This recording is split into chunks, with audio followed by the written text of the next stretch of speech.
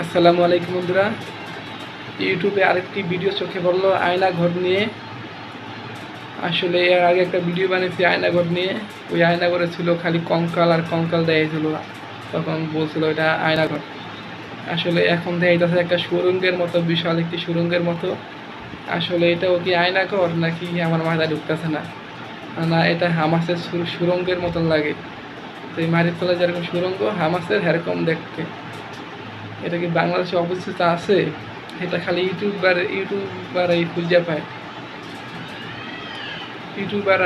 পায় ভিডিওগুলা। এটা কোনো সাংবাদিক কি পায় না এরকম সুরঙ্গ, এরকম আয়না ঘর খুঁজা, এরকম তো দেখলাম না। খালি দেখি ইউটিউবেই এরকম ভিডিও, আর ভিডিও দেখি খালি ভিউ হয়, মারাত্মক আকারে ভিউ হয়, মিলিয়ন ভিউ ছাড়া যায়।